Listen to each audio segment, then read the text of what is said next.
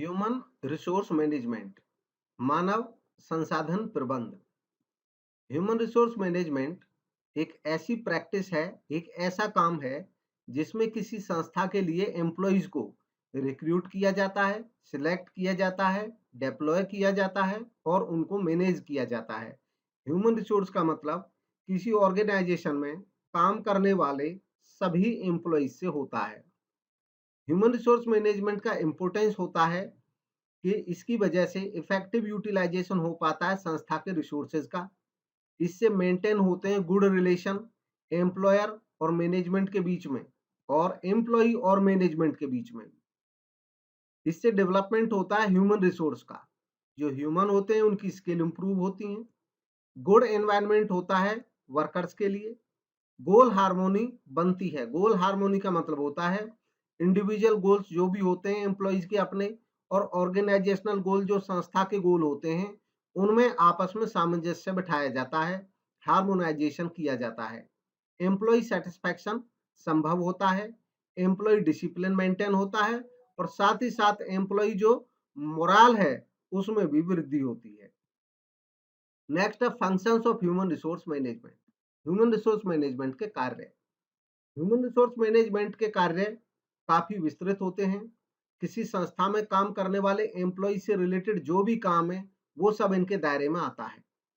मुख्य तौर पे इनको 3 पार्ट में डिवाइड किया जा सकता है।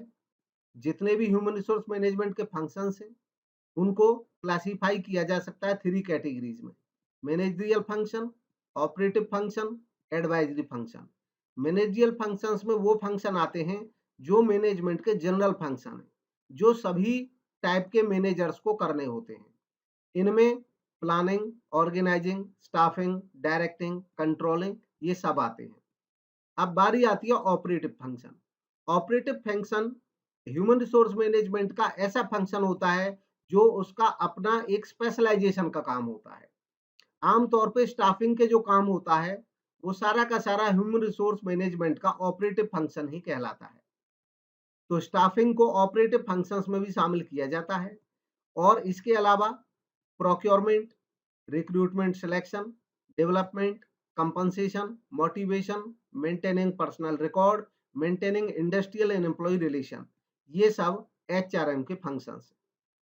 नेक्स्ट होता है advisory function. Advisory function human resource management के ऐसे फंक्शन होते हैं जिनके तहत ह्यूमन रिसोर्स मैनेजमेंट एडवाइस देता है। एडवाइस देता है ह्यूमन रिसोर्स से रिलेटेड मैटर्स पे, टॉप मैनेजमेंट को भी और बाकी डिपार्टमेंट्स के हेड्स को भी। Recruitment and selection. Recruitment and selection में इन्वॉल्व है sourcing, screening, short listing, selecting right candidate for the vacant position. किसी ऑर्गेनाइजेशन में जो भी वैकेंट पोजीशंस होते हैं उन पे राइट कैंडिडेट का चयन करना, उनका सोर्स देखना, स्क्रीनिंग करना, शॉर्ट लिस्टिंग करना ये सब रिक्रूटमेंट एंड सिलेक्शन का हिस्सा है। इसमें जो रिक्रूटमेंट है ये एक पॉजिटिव अप्रोच है और जो सिलेक्शन है ये एक नेगेटिव अप्रोच है। दोनों को समझते हैं। सबसे पहले रिक्रूटमेंट। रिक्रूटमेंट एक ऐसा प्रोसेस है जिसमें आइडेंटिफाई किया जाता है और अट्रैक्ट किया जाता है जॉब सीकर्स को। जो लोग जॉब चाहते हैं उनकी पहचान करना और फिर उनको अट्रैक्ट करना और इस तरह उनसे एप्लीकेशंस मंगाना। उनसे एप्लीकेशन आने पे एक पूल बिल्ड होता है संस्था में क्वालिफाइड जॉब एप्लीकेंट का। मतलब संस्था के पास क्वालिफाइड जॉब एप्लीकेंट का एक ग्रुप बन जाता है जिसमें से संस्था आसानी से फर्दर अपने सिलेक्शन के लिए कैंडिडेट ढूंढ सकती है। इस पूरे प्रोसेस में स्टेजेस आते हैं। रिक्रूटमेंट प्लान करना, स्ट्रेटेजी डेवलप करना, सर्चिंग करना, स्क्रीन करना, एवेल्युएशन और कंट्रोल करना। इस प्रोसेस का पहला step recruitment planning initial stage होता है, शुरुआती स्टेज होता है जिसमें जो वैकेंट पोजीशन होती है संस्था की उनकी पहचान करी जाती है। साथ ही साथ एनालिसिस किया जाता है और डिस्क्राइब किया जाता है। एनालिसिस में जितनी भी जॉब होती हैं उनका जॉब एनालिसिस किया जाता है, यानी कि जो काम होता है संस्था में जिसके लिए हमें किसी पद की जरूरत है उसका एनालिसिस करते हैं प्रॉपर तरीके से। एनालिसिस करने के बाद हम एक तैयार करते हैं कि उस काम के लिए, उस पर्टिकुलर जॉब के लिए किस तरह के काम करने होंगे, उस जॉब से रिलेटेड क्या ढांचा होगा, उसका रिलेशन बाकी जॉब्स के साथ कैसा होगा, एनवायरनमेंट कैसा होगा। इन सब चीजों का एक रिटर्न मटेरियल तैयार करते हैं जिसको जॉब डिस्क्रिप्शन कहा जाता है। तो जॉब डिस्क्रिप्शन जॉब एनालिसिस का एक रिजल्ट होता है। ठीक वैसे ही अब इस पर्टिकुलर जॉब को करने के लिए किस क्वालिफिकेशन के लोगों की जरूरत होगी, इस तरह का भी एक लिस्ट बनाया जाता है। और किस क्वालिफिकेशन के लोग चाहिए, कितनी एजुकेशन वाले लोग चाहिए, कितने एक्सपीरियंस वाले लोग चाहिए, यानी कि उस पोस्ट पर काम करने वाले व्यक्ति में क्या फीचर होनी चाहिए, इसका जो एनालिसिस करके हम फाइनल तैयार करते हैं समरी, उसको जॉब स्पेसिफिकेशन कहते हैं। तो जॉब एनालिसिस से दो चीज निकली, जॉब डिस्क्रिप्शन और जॉब स्पेसिफिकेशन। अब बारी आती है रिक्रूटमेंट स्ट्रेटेजी की। जब हम जॉब डिस्क्रिप्शन और जॉब स्पेसिफिकेशन बना लेते हैं तो अगला स्टेप होता है स्ट्रेटेजी डिसाइड करना कि कौन सी स्ट्रेटेजी अपनाएंगे हम लोगों को रिक्रूट करने के लिए अपनी संस्था में। इसके बाद है सर्चिंग। जब स्ट्रेटेजी एक दफा फाइनल कर लेते हैं तो सर्चिंग शुरू की जाती है। सर्चिंग का मतलब एम्प्लॉय की सर्च स्टार्ट होती है। इसमें भी दो स्टेप होते हैं, एक होता है सोर्स एक्टिवेशन, दूसरा होता है सेलिंग। इसमें जो सोर्स एक्टिवेशन है इसका मतलब होता है कैंडिडेट को ढूंढना, और सेलिंग का मतलब होता है कैंडिडेट तक अपनी बात पहुंचाने के लिए जो हम इंफॉर्मेशन भेजेंगे उसके लिए मीडिया का चयन करना, माध्यम का चयन करना कि कौन से माध्यम से हम कैंडिडेट्स तक अपनी बात पहुंचाएंगे, कम्युनिकेशन करेंगे उनके साथ ताकि वो हमारी संस्था में अप्लाई करें। इसके बाद है स्क्रीनिंग। स्क्रीनिंग का मतलब होता है कि जब हमारे पास एप्लीकेशन आती हैं तो उन एप्लीकेशंस को फिल्टर करना कि कौन से कैंडिडेट ऐसे हैं जो अनक्वालिफाइड है, यानी कि जो क्वालिफाई नहीं कर सकते हैं हमारी संस्था की जो रिक्वायरमेंट्स है उनके लिए, इसलिए उनको रिमूव किया जाता है। इसके बाद इवैल्यूएशन एंड कंट्रोल। अब जो भी मेथड हम अपनाएंगे, रिक्रूटमेंट का जो भी प्रोसेस अपनाएंगे उसका एक पर्टिकुलर इवैल्यूएशन होता है और ये देखा जाता है कि जो मेथड हम अपनाने जा रहे हैं, जो प्रोसेस हम अपनाने जा रहे हैं वो इफेक्टिव हो और उस प्रोसेस की वैलिडिटी चेक की जाती है, मतलब वो प्रोसेस कितनी इफेक्टिव होगी इस बात की जांच की जाती है। ये जो प्रोसेस है इवैल्यूएशन एंड कंट्रोल, ये लास्ट प्रोसेस है रिक्रूटमेंट का। इसमें हम तय कर लेते हैं कि कौन सा मेथड हम अपनाएंगे रिक्रूटमेंट के लिए। क्योंकि रिक्रूटमेंट एक कॉस्टली प्रोसेस है, इसलिए महत्वपूर्ण हो जाता है कि जो हमारी रिक्रूटमेंट प्रोसेस होगी वो उसकी परफॉर्मेंस अच्छी होनी चाहिए। इसके बाद है सोर्सेज ऑफ रिक्रूटमेंट। रिक्रूटमेंट के सोर्स, रिक्रूटमेंट के सोर्स इंटरनल हो सकते हैं, एक्सटर्नल हो सकते हैं। जब हम इंटरनल यानी कि संस्था के अंदर से ही एम्प्लॉइज को जो या तो हायर पोजीशंस पे लाते हैं या उनको एक से दूसरे डिपार्टमेंट में भेजते हैं, तो वो इंटरनल सोर्सेज से भर्ती करना कहलाता है। इसमें प्रमोशन, डिमोशन, ट्रांसफर और इंटरनल एडवर्टीजमेंट आते हैं। प्रमोशन हायर पोजीशन पे पहुंचाना लोगों को, डिमोशन हायर से लोअर पोजीशंस पे वापस लाना, ट्रांसफर एक डिपार्टमेंट से दूसरे डिपार्टमेंट में भेजना, और इंटरनल एडवर्टीजमेंट जब कोई संस्था काफी बड़ी होती है साइज में, जहां हजारों एम्प्लॉय काम करते हैं, वहां पे अंदर के लोगों को ही एडवर्टाइज करके उनको इनवाइट किया जाता है कि वो हायर पोजीशंस के अप्लाई करें। For example Navodaya Vidyalaya system या केंद्रीय विद्यालय सिस्टम जो होता है, वहां पे जब पीजीटीज की रिक्रूटमेंट निकलती है तो इंटरनल भी एक रिक्रूटमेंट होती है जिसको डिपार्टमेंटल कहते हैं। डिपार्टमेंटल में जो वहां पे टीजीटी काम कर रहे हैं या पीआरटी काम कर रहे हैं वो हायर पोजीशंस के लिए अप्लाई कर सकते हैं। वैसे ही प्रिंसिपल के लिए जो पीजीटीज काम कर रहे हैं वो अप्लाई कर सकते हैं। तो ये इंटरनल एडवर्टीजमेंट हुआ। इसी तरीके से एक्सटर्नल एडवर्टीजमेंट भी निकाला जाता है जो एक्सटर्नल सोर्सेज का हिस्सा है।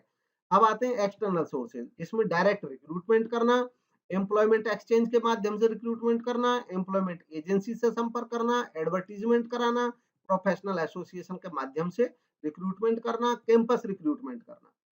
इसके बाद है सिलेक्शन। सिलेक्शन एक नेगेटिव प्रोसेस है।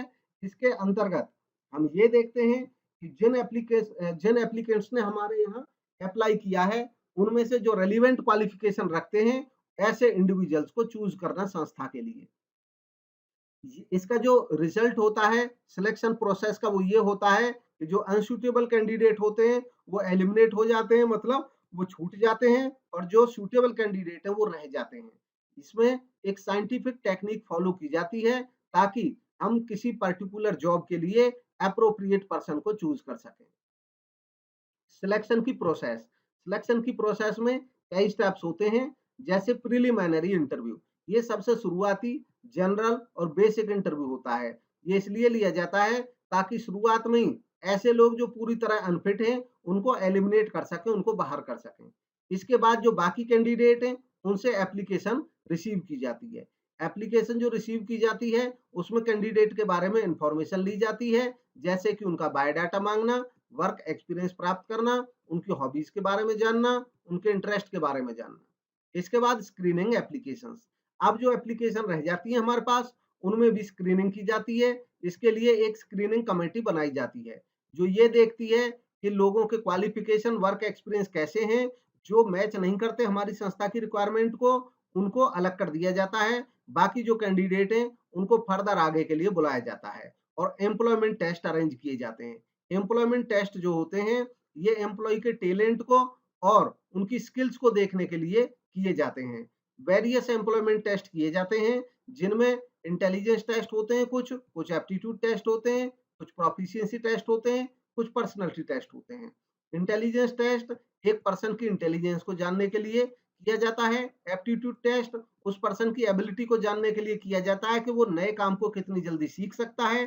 प्रोफिशिएंसी टेस्ट जिस काम के लिए उसको रिक्रूट किया जा रहा है उस पर्टिकुलर काम को वो कितनी दक्षता के साथ कर सकता है, इसके लिए किया जाता है। और पर्सनालिटी टेस्ट उस पर्सन की पर्सनालिटी, उसका व्यक्तित्व, जिसमें उसकी नेचर, फीचर, उसका बिहेवियर ये सब शामिल होता है, उसकी जांच की जाती है।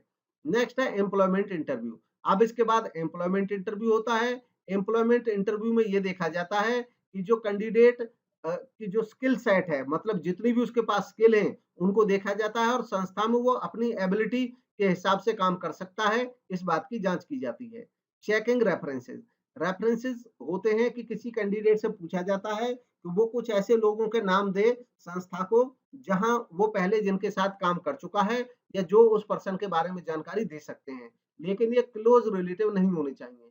उन लोगों से या उन संस्थाओं से पर्टिकुलर ऑर्गेनाइजेशन अपने आने वाले एम्प्लॉय के बारे में जानकारी मांगती है, जिससे और पर्सन की कैपेबिलिटी और उसके एक्सपीरियंस का पता चलता है। इसके बाद है मेडिकल एग्जामिनेशन। एक पर्सन की फिजिकल स्ट्रेंथ और उसकी फिटनेस को जांचने के लिए मेडिकल एग्जामिनेशन कराया जाता है। Final selection. जब सारे टेस्ट एग्जामिनेशन हो जाते हैं तो फाइनल सिलेक्शन अगर करना होता है किसी एम्प्लॉय का तो फिर उसको अपॉइंटमेंट लेटर दिया जाता है। अपॉइंटमेंट लेटर एक तरह से इन्विटेशन होता है संस्था का, जिसमें वो कैंडिडेट को ज्वाइन करने के लिए कहती है कि आप पर्टिकुलर डेट तक संस्था में ज्वाइन कर सकते हैं। अगर वो पर्सन ज्वाइन करता है, इस ऑफर को एक्सेप्ट करता है, तो फिर उसका प्लेसमेंट होता है। प्लेसमेंट का मतलब होता है कि कैंडिडेट को जिस पोस्ट के लिए सेलेक्ट किया गया था उस पोस्ट पे, उस जॉब पे उसको रखा जाता है, उसको वो जॉब अलॉट की जाती है। अब बारी आती है ट्रेनिंग एंड डेवलपमेंट की। ट्रेनिंग एंड डेवलपमेंट, इसमें ट्रेनिंग ट्रेनिंग एक शॉर्ट टर्म प्रोसेस होती है। आमतौर पे जो लोअर लेवल एम्प्लॉइज होते हैं जिनको टेक्निकल काम करने होते हैं उनके लिए ये अपनाई जाती है। इसमें एम्प्लॉय के एप्टीट्यूड, स्किल और उनकी एबिलिटी को परखा जाता है, जो उनकी स्पेसिफिक जॉब के बारे में बताती है कि उस खास जॉब को कितना अच्छे तरीके से कर सकते हैं। यह एक प्रोसेस है जिसमें एक एम्प्लॉय नए स्किल भी सीखता है और अपनी नॉलेज का एप्लीकेशन करना सीखता है। इसके माध्यम से इम्प्रूव किया जाता है एक पर्सन की परफॉर्मेंस को कि वो अपनी करंट जॉब को भी अच्छे से कर सके, और अगर उसकी जॉब फ्यूचर में कोई अन्य जॉब उसे करनी है तो उसके लिए भी उसको तैयार कराया जाता है ट्रेनिंग के माध्यम से। डेवलपमेंट डेवलपमेंट कंपैरेटिवली एक लॉन्ग टर्म प्रोसेस है और आमतौर पे ये एम्प्लॉइज के जो व्हाइट कॉलर एम्प्लॉइज कहा जाता है जिनको, यानी कि जो हायर पोजीशंस होती हैं उनके लिए खास तौर पे किया जाता है, मैनेजरियल क्लास के लिए यूज किया जाता है। इसमें एक एम्प्लॉय को अपॉर्चुनिटी दी जाती है कि वो ग्रो कर सके अपने कैरियर में। इसमें केवल उसकी जॉब से रिलेटेड जो परफॉर्मेंस है वही शामिल नहीं होती, बल्कि उसकी ओवरऑल पर्सनैलिटी के बारे में भी देखा जाता है। उसकी ओवरऑल पर्सनैलिटी को इम्प्रूव कराने के लिए कोशिश की जाती है। यह जो डेवलपमेंट एक्टिविटीज होती हैं ये हेल्प करती हैं एक इंडिविजुअल को कि वो प्रोग्रेस करे मैच्योरिटी की तरफ और एक्चुअलाइजेशन की तरफ, अपनी पोटेंशियल कैपेसिटीज में क्षमता, अपनी जो पोटेंशियल कैपेसिटीज हैं उनके बढ़ाने में मदद करता है। इससे एक एम्प्लॉय केवल अच्छा एम्प्लॉय ही नहीं बनता है डेवलपमेंट एक्टिविटीज के माध्यम से, बल्कि वो एक बेटर मैन या वुमेन भी बनता है। एजुकेशन एजुकेशन एक थॉरो प्रोसेस है जो आमतौर पे स्कूल या कॉलेजेस के माध्यम से दिया जाता है। ये किसी पर्सन को जॉब करने से पहले की चीज होती है एजुकेशन, जो फॉर्मल एजुकेशन कहलाती है। इसमें एक पर्सन की नॉलेज और जो अंडरस्टैंडिंग है उसको इंक्रीज किया जाता है। इसमें कोई डेफिनेट आंसर नहीं होते हैं, मतलब इसमें किसी खास काम के बारे में नहीं बताया जाता, बल्कि जनरल पढ़ाई होती है और उसके माध्यम से लॉजिकल और रेशनल माइंड का डेवलप कराया जाता है लोगों में। Training and development programme. अब ट्रेनिंग और डेवलपमेंट के लिए जो प्रोग्राम संस्थाओं के द्वारा चलाए जाते हैं, ये दो तरीके के हो सकते हैं, ऑन द जॉब हो सकते हैं, ऑफ द जॉब हो सकते हैं। ऑन द जॉब होते हैं कि एम्प्लॉय काम करता रहता है और काम करते करते सीखता है। इसमें जॉब रोटेशन क्या है? इसमें एक संस्था में जब विभिन्न प्रकार के काम होते हैं, तो एक पर्सन को एक काम से दूसरे काम पे ट्रांसफर किया जाता रहता है, ताकि वो बहुत सारे काम सीख जाए। जैसे बैंक में अभी कोई पर्सन कैशियर का काम करता है, फिर को उसको लोन डिपार्टमेंट में भेज दिया जाता है, उसको अकाउंट ओपनिंग ब्रांच में भेज दिया जाता है। इस तरह वो सारे काम सीखता रहता है। कोचिंग कोचिंग एक ऐसा तरीका होता है जहाँ पे एक पर्सन जब जॉब पे रखा जाता है, तो उसके ऊपर एक कोच रहता है। उस कोच के क्लोज सुपरविजन में वो एम्प्लॉय काम करता है, अपनी ट्रेनिंग के दौरान वो ट्रेनी काम करता है। इसमें जो कोच होता है वो एक्सपर्ट होता है और वो उसको सजेशन भी देता है इम्प्रूवमेंट के लिए। कमेटी असाइनमेंट कमेटी असाइनमेंट में एक ग्रुप बना दिया जाता है ट्रेनीज का और उस ग्रुप को काम सौंपा जाता है जिस पे वो एक्चुअल में काम करते हैं। जो भी प्रॉब्लम उनको सौंपी जाती है उसको वो सोल्व करने की कोशिश करते हैं और इस तरह ज्वाइंटली जब वो प्रॉब्लम सोल्व करते हैं तो उन लोगों में टीम वर्क बढ़ता है, टीम वर्क की भावना आती है। नेक्स्ट है अप्रेंटिसशिप। अप्रेंटिसशिप एक फॉर्मलाइज्ड मेथड है ट्रेनिंग का जो आमतौर पे हायर लेवल स्किल को बढ़ाती है। हायर लेवल स्किल का मतलब यहाँ पे स्किल के हायर होने से है, ना कि पोजीशन या पद के हायर होने से। इसमें स्किल्ड जॉब जो होती है उनके लिए यूज किया जाता है, जैसे प्लम्बर, इलेक्ट्रीशियन या आयरन वर्कर्स। यहाँ पे अप्रेंटिसशिप ट्रेनिंग के दौरान एक व्यक्ति काम सीखता है इनसे जुड़ा हुआ और ये जो अप्रेंटिसशिप ट्रेनी होते हैं उनको एक प्रेस्क्राइब्ड अमाउंट ऑफ टाइम दिया जाता है, मतलब एक पर्टिकुलर टाइम बताया जाता है कि इतने दिन तक आप एक्सपीरियंस्ड गाइड के अंडर काम करोगे और उसके बाद वो एक्सपर्ट बन जाते हैं स्वयं भी काम करने में। नेक्स्ट है इंटर्नशिप। इंटर्नशिप एक जॉइंट प्रोग्राम होता है ट्रेनिंग का जिसमें एजुकेशनल इंस्टीट्यूशन और बिजनेस फर्म कॉपरेट करते हैं, यानी कि मिल करके कैंडिडेट को तैयार करते हैं। वो कैंडिडेट जो जिसको इंटर्नशिप में रखा जाता है उसकी क्लासेस रेगुलर बेसिस पे इंस्टीट्यूट में लगती हैं और किसी फैक्ट्री या जहां पे वो काम करेगा वहां पे उसी दौरान वो एक्चुअल काम भी सीखता रहता है। आमतौर पे जो लोग आईटीआई में पढ़ाई करते हैं, तो आईटीआई की पढ़ाई पूरी करने के बाद उनको लास्ट में कुछ दिन के लिए अप्रेंटिसशिप के लिए भेजा जाता है पर्टिकुलर फैक्ट्रीज में या कारखानों में। और इंटर्नशिप जो होती है ये आमतौर पे जैसे सीए का काम है, डॉक्टर का काम है, इंजीनियर का काम है, उस दौरान कराया जाता है, दिलाया जाता है। नेक्स्ट है off the job programme. Off the job programme जो होता है वो जॉब से अलग होता है। इसमें जो एक्चुअल वर्क प्लेस है वहां पे लोगों को नहीं सिखाया जाता काम, बल्कि अलग से अरेंजमेंट किया जाता है काम सिखाने के लिए। इसमें क्लासरूम लेक्चर हो सकते हैं। क्लासरूम लेक्चर जैसे फॉर्मल एजुकेशन सिस्टम में होता है, अलग से उनकी क्लासरूम के अंतर्गत उनको लेक्चर प्रोवाइड किए जाते हैं और इसमें उनको मैनेजरियल जानकारी या टेक्निकल एजुकेशन भी लेक्चर के माध्यम से दी जाती है। नेक्स्ट है ऑडियो विजुअल। ऑडियो विजुअल में उनको फिल्म, टेलीविजन, वीडियो या प्रेजेंटेशन के माध्यम से कोई काम करने का तरीका सिखाया जाता है और इस तरह एजुकेशनल इंस्टीट्यूशंस के माध्यम से ही ये ट्रेनिंग भी दी जाती है। इसके बाद है सिमुलेशन। सिमुलेशन एक ऐसा ट्रेनिंग मेथड है जिसमें स्पेशली डिजाइंड इक्विपमेंट होते हैं कुछ, जिनको ट्रेनिंग पर्पज के लिए ही बनाया जाता है और उनके माध्यम से उनको जो एम्प्लॉइज होते हैं उनको सिखाया जाता है, ट्रेनिंग दी जाती है। ये जो इक्विपमेंट होते हैं या जो मशीन जो होते हैं पर्पसफुली वो ट्रेनिंग के लिए ही बनाए गए होते हैं। ये जो मेथड है ये तब सोचा जाता है जब एक्सपेंसिव मशीनरी होती है, यानी कि जो एक्चुअल में काम जहाँ पे होना है वो मशीनरी काफी महंगी है, तो इसलिए उतनी महंगी मशीन संभव नहीं होती है, इसलिए उनको कुछ इक्विपमेंट डिजाइन करते हैं जो उसके जैसे ही होते हैं, उनका मकसद केवल ट्रेनिंग होता है। नेक्स्ट है वेस्टिब्यूल ट्रेनिंग। वेस्टिब्यूल ट्रेनिंग जो होता है ये कोई फैक्ट्री या कोई कंपनी में जब कोई व्यक्ति काम करने आता है तो जहाँ पे काम होता है वहां पे हो सकता है बहुत सोफिस्टिकेटेड वर्क होता हो, इसलिए उस वर्क प्लेस से अलग उनको वही मशीन जिन मशीनों पे वो वास्तव में काम करेगा वही उसको अलग से प्रोवाइड कराई जाती हैं, जहाँ पे उनको काम सिखाया जाता है। वही टूल या मशीन उनको दी जाती हैं जिन पे वो वास्तव में फैक्ट्री में जाके काम करेंगे। एम्प्लॉय जो होते हैं वो अपनी जॉब सीखते हैं उन इक्विपमेंट्स को यूज करके और इस तरह जो वर्क फ्लोर से दूर रह के वो काम सीख जाते हैं, जब वो उसमें ट्रेंड हो जाते हैं तब उनको फैक्ट्री में लाया जाता है। वेस्टिब्यूल ट्रेनिंग जो होती है वो एम्प्लॉइज को सिखाई जाती है जब न्यू या एडवांस इक्विपमेंट होते हैं या टूल्स इंट्रोड्यूस करने होते हैं किसी संस्था में। नेक्स्ट है केस स्टडीज। केस स्टडी एक रिटन डिस्क्रिप्शन होता है जहां पे कोई एक्चुअल सिचुएशन या हाइपोथेटिकल सिचुएशन भी होती है, वो प्रोवाइड कराई जाती है एम्प्लॉइज को, ट्रेनीज को, और फिर उनको कहा जाता है कि आप इसको एनालाइज करिए और अपने कंक्लूजन्स दीजिए। जब वो अपने कंक्लूजन दे देते हैं तो पूरे केस को एनालाइज किया जाता है इंस्ट्रक्टर के साथ, यानी कि जो एक्सपर्ट होता है उसके साथ। इसके बाद उसके प्रोज और कॉन्स जो भी होते हैं हर एक ऑप्शन के, उनके बारे में डिस्कशन किया जाता है। ये एक आइडियल मेथड होता है डिसीजन मेकिंग प्रमोट करने का, ताकि लोगों में डिसीजन मेकिंग बढ़े। नेक्स्ट है रोल प्लेइंग। रोल प्लेइंग में जो ट्रेनीज होते हैं उनको कुछ रोल्स दिए जाते हैं जो उनको निभाने होते हैं, किसी पर्टिकुलर सिचुएशन के बारे में उनको बताया जाता है, और ये अच्छा होता है कस्टमर सर्विस या ट्रेनिंग वगैरह के लिए। इस मेथड को रोल रिवर्सल, सोशो ड्रामा या साइको ड्रामा भी बोला जाता है।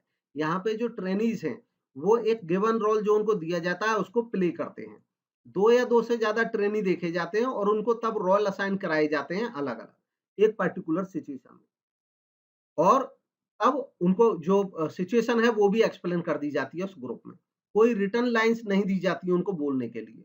रोल प्लेइंग प्राइमरीली इन्वॉल्व होता है जैसे कि एम्प्लॉय या एम्प्लॉयर रिलेशनशिप के लिए हायरिंग, फायरिंग या discussing of a grievance problem, कोई ग्रीवेंस होता है उसके regarding, conducting a post appraisal interview, या डिसिप्लिन इंग ए सबॉर्डिनेट, या salesman making presentation to the consumer. तो इस तरह से उनको रोल दिए जाते हैं कि आप कंज्यूमर हो, आप सेल्समैन हो, अब आप डिस्कशन करिए सिचुएशन समझा करके। फिर उसके बाद देखा जाता है कि उन्होंने रोल किस तरीके से प्ले किया है, ऐसा करके वो वास्तव में काम करना भी सीखते हैं। नेक्स्ट है प्रोग्राम्ड इंस्ट्रक्शन। प्रोग्राम्ड इंस्ट्रक्शन जैसा कि नाम से पता चल रहा है, यहाँ पे जो इंस्ट्रक्शन दी जाती हैं वो पहले से प्रोग्राम्ड होती हैं, स्टेप बाय स्टेप तय होती हैं पहले से। जो भी जानकारी होती है उसका एक पूरा क्रम होता है, एक पर्टिकुलर मैकेनिज्म के माध्यम से सीरीज में प्रेजेंट किए जाते हैं उनके सामने क्वेश्चंस, और इस तरह उनकी नॉलेज को चेक किया जाता है। क्वेश्चन एक प्रॉपर सीक्वेंस में पूछे जाते हैं, इवन उनको इंडिकेशन भी दे दिया जाता है जब वो सही आंसर देते हैं या गलत आंसर देते हैं। तो ये जो प्रोग्राम होते हैं ये किसी बुक के माध्यम से, मैनुअल के माध्यम से या टीचिंग मशीन के माध्यम से अप्लाई किए जाते हैं। प्राइमरीली यूज किए जाते हैं फैक्चुअल नॉलेज के लिए जैसे मैथमेटिक्स या फिजिक्स वगैरह में। नेक्स्ट है मैनेजमेंट गेम्स। मैनेजमेंट गेम्स एक तरह से कंप्यूटराइज्ड मैनेजमेंट गेम भी हो सकते हैं। इसमें जो ट्रेनीज होते हैं उनको ग्रुप्स में बांट दिया जाता है, 5 या 6 पर्सन के ग्रुप बना दिए जाते हैं अलग अलग। हर एक ग्रुप को काम सौंप दिया जाता है और तब वो जो ग्रुप होते हैं वो compete करते हैं एक दूसरे से, मतलब एक सिमुलेटेड एनवायरनमेंट बना दिया जाता है, एक ऐसा माहौल बना दिया जाता है जहां पे उनको लगता है कि वो एक्चुअल में काम कर रहे हैं, जबकि वो एक्चुअल नहीं होता है। वो आपस में कंपटीशन की तरह काम करते हैं, कॉम्पिटिटिव ग्रुप मान करके अपने आप को।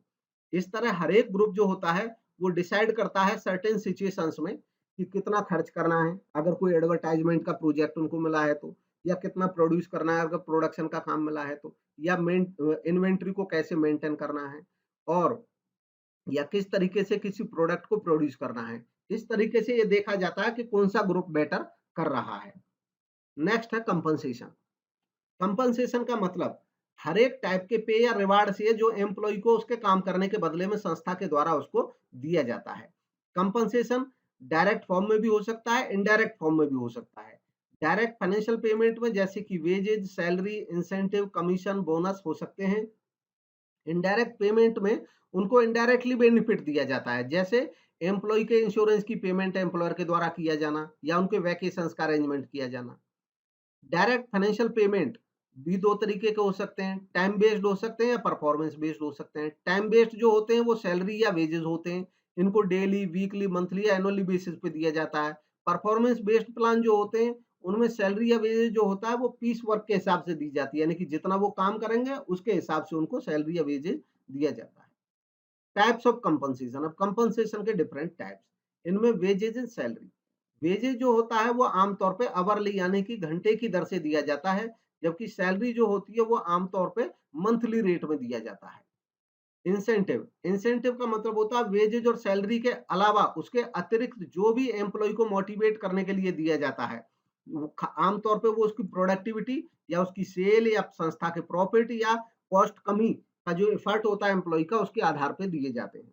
इंसेंटिव के टाइप हो सकते हैं, डिफरेंट टाइप के इंसेंटिव दिए जा सकते हैं। इसमें individual incentive, group incentive, financial incentive, non financial incentive, positive incentive, negative incentive हो सकते हैं। इंडिविजुअल या ग्रुप इंसेंटिव। इंडिविजुअल इंसेंटिव कहा जाता है जब किसी एक इंडिविजुअल, एक एम्प्लॉय को अतिरिक्त पेमेंट की जाती है। ग्रुप इंसेंटिव तब कहलाता है जब पूरे ग्रुप को किसी अच्छा काम करने के लिए पूरे के पूरे डिपार्टमेंट को लमसम कैश पेमेंट की जाती है, या उनको टाइम ऑफ दिया जाता है कि आपने काफी अच्छा काम किया, अब इतने दिन का आपको ऑफ कर देते हैं जिसमें आपकी कोई सैलरी नहीं कटेगी। या उनको कोई इनफॉर्मल रिकॉग्निशन, उनकी पहचान, मतलब उनको शाबाशी एक तरह से देना, बेटर काम के लिए उनको कोई अवार्ड वगैरह देना। तो इस तरह जो एम्प्लॉई जो मीट करते हैं एक पर्टिकुलर क्राइटेरिया को, जो संस्था तय करती है कि आपने ये जो लेवल था ये अचीव कर लिया, आपने इतना प्रोडक्शन कर दिया, तब ये पे किए जाते हैं। नेक्स्ट है फाइनेंशियल या नॉन फाइनेंशियल इंसेंटिव। इंसेंटिव को फाइनेंशियल या नॉन फाइनेंशियल में भी बांटा जा सकता है। फाइनेंशियल होते हैं जो मनी के फॉर्म में दिए जाते हैं, इसमें salary, premium, reward, dividend, income ये सब आ जाते हैं। नॉन फाइनेंशियल इंसेंटिव में सोशल या साइकोलॉजिकल अट्रैक्शन होता है जो एनकरेज करता है लोगों को कि वो एफिशिएंटली और इफेक्टिवली काम करें।